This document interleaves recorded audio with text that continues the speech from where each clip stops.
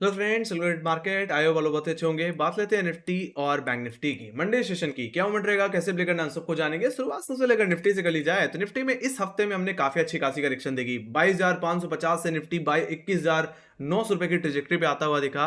हालांकि आखिरी दिन में भी निफ्टी रिकवरी की पूरी कोशिश कर रहा था, यस 22,200 रुपए का लेवल निकल जाए, बट देखा जाए तो चौतरफा बिकवाली के चलते यानी कि बाजार में एक अच्छा खासा सेलिंग प्रेशर बना हुआ है।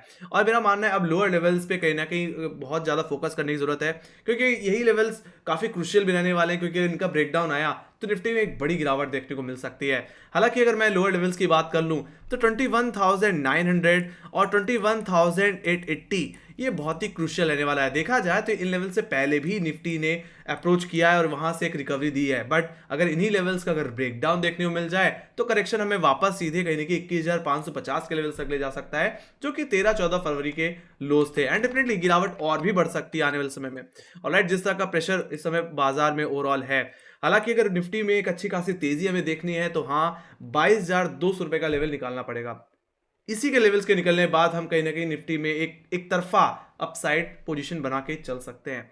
फिलहाल थोड़ा डिटेल में समझते हैं गाइस कि मंडे सेशन में रेंज क्या रह सकती है। तो ओवरऑल जो मैं रेंज एक्सपेक्ट कर रहा हूं कहीं ना कहीं 22,200 रुपए से लेकर के कहीं ना कहीं 21,900 एक्सपेक्ट कर रहा हूं। हालांकि देखा जाए तो रेंज वाइड है। जब रेंज वाइड हो तो जैसे मैंने बताया है कि अगर सपोर्ट पे आए तो वहां से एक बार के लिए फर्स्ट अटेम्प्ट में आप बाई कर सकते हैं, और फर्स्ट अटेम्प्ट में अगर अपने रेजिस्टेंस को अप्रोच करे तो आप बिकवाली करके चल सकते हैं, है ना।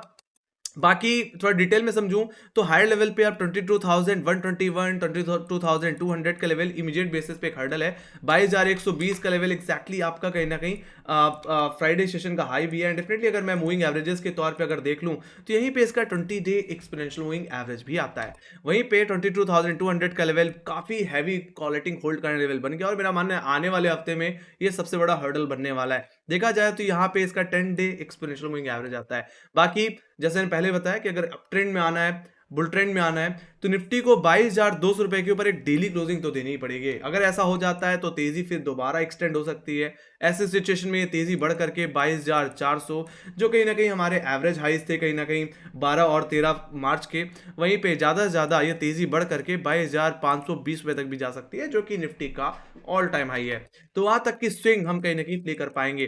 तो वहीं पे जहां तक बात रही लोअर लेवल्स की, तो जैसे मैंने पहले बताया कि 21,930 जो कि हमारा फ्राइडे का लो है, ये एक इमीडिएट सपोर्ट की तरह काम करेगा। देखा जाए तो यहाँ पे काफी हैवी पुट राइटिंग इमर्ज हुई है, और इस हफ्ते में भी इन्हीं लेवल पे हम होल्ड करके एक अच्छी खास एक शॉर्ट कवरिंग भी लेते हुए दिखे थे थर्सडे ट्रेडिंग सेशन में।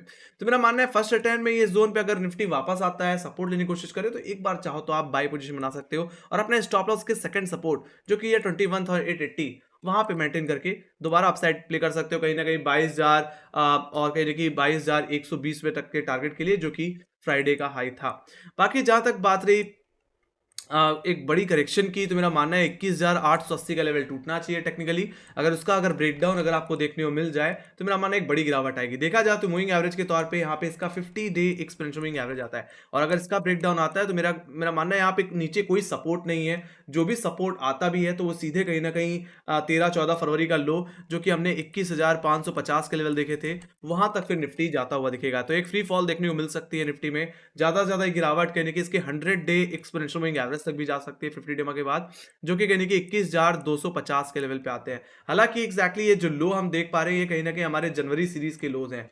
ऑलराइट, तो वहां तक की गिरावट ज्यादा से ज्यादा निफ्टी में एक्सटेंड हो सकती है, एक बड़ी गिरावट, है ना। तो ये गिरावट कहीं ना कहीं आपके 700 750 पॉइंट की हो सकती है निफ्टी में।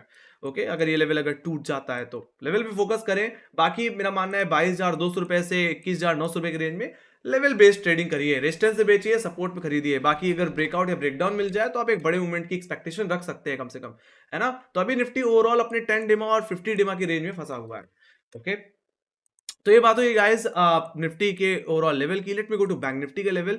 बैंक निफ्टी में अगर टेक्निकली देख लिया जाए तो हायर लेवल्स पे आप निफ्टी बैंक निफ्टी में ही प्रेशर आने लगा है। हालांकि देखा जाए तो जितनी गिरावट mid cap Nifty, small cap और निफ्टी में देखने मिली थी, उतनी गिरावट बैंक निफ्टी में अभी तक आई नहीं है। हालांकि बैंक निफ्टी अब अपने जो 50 डे एक्सपोनेंशियल मूविंग एवरेज था, जिस पे कहीं न कहीं सपोर्ट लेता हुआ दिख रहा था थर्सडे ट्रेडिंग सेशन में, उसका भी ब्रेकडाउन दे चुका है। तो मेरा मानना है अब जो क्रूशियल लेवल अब बैंक निफ्टी में बचा हुआ है, वो कहीं न कहीं 46,500 46,327 का बचा हुआ है। अगर उसका ब्रेकडाउन अगर आ जाता है तो बैंक निफ्टी की गिरावट और एक्सटेंड होगी, है ना? तो इस चीज़ को अभी और डिटेल में समझते हैं। यहाँ पे अगर मैं पहले रेंज से शुरुआत कर लूँ, तो जो मंडे के सेशन में जो रेंज रह सकती है गाइस, वो 47,000 से लेकर के 46,300 रह सकती है एज़ पर ऑप्शन चेन।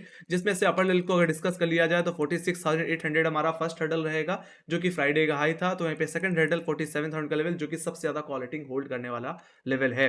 तो मेरा मानना है ये जोन आपके लिए एक सेल जोन की तरह काम कर सकता है। तो अगर बैंक निफ्टी 46,800 47,000 के लेवल्स पे अप्रोच करे, तो वहां पे अगर आपको कोई रिवर्सल पैटर्न देखने को मिलता है, अगर वहां पे रैली फेल होती हुई दिखे, तो मेरा मानना है बिकवाली करनी चाहिए, ऊपर 30-40 पॉइंट का स्टॉप लॉस लगा करके दोबारा डाउनसाइड को प्ले करना चाहिए। बाकी देखा जाए तो बैंक निफ्टी बार बार मेजरली अपने ट्रेंड लाइन से ही रिजेक्शन लेता हुआ दिखा है। तो मेरा मानना है इस ट्रेंड लाइन पे आते ही वापस एक करेक्शन देखने को मिल सकता है।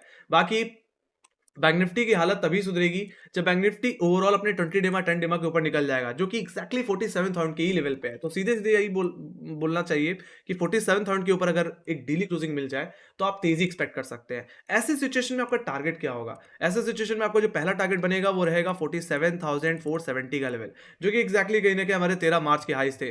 ज्यादा ज्यादा ये तेजी 48,150 तक जा सकती है, जो कि हमारे इस महीने के हाइज हैं, है ना, 48,150। तो वहां तक की स्विंग फिर हम एक्सपेक्ट करके चलेंगे। तो मेरा मानना है एक बुलिश मूव बैंक निफ्टी में तभी आएगा जब 47,000 का लेवल निकल जाएगा 20 डेमा के ऊपर, यानी कि डेली क्लोजिंग मिल जाएगी। नहीं तो तब तक तो आपको थोड़ा लेवल बेस्ड ही काम करना पड़ेगा रेंज के अंदर।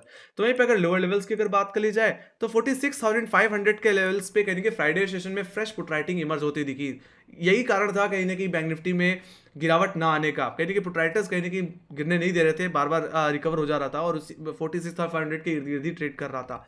बाकी मेरा मानना है गिरावट अगर आनी है तो 46,327, या मैं बोलूँ 46,300 ऑप्शन जिनके हिसाब से भी एक अच्छा पुटराइटर का लेवल है। बाकी ये फ्राइडे का लो भी है, तो अगर फ्राइडे का लो अगर टूट जाता है, तो मेरा मानना है ये गिरावट बढ़ेगी। ऐसे सिचुएशन में आपका जो पहला टारगेट हो सकता है गाइस, वो रह सकता है 46,000 का लेवल, जो कि नेक्स्ट प्रोट्रैक्टर का लेवल है। और कहीं ना कहीं ज़्यादा से ज़्यादा ये गिरावट इंट्राडे में 45,666 की तरफ जाती हुई दिख सकती है, जो कहीं ना कहीं 29 फरवरी के लोज है।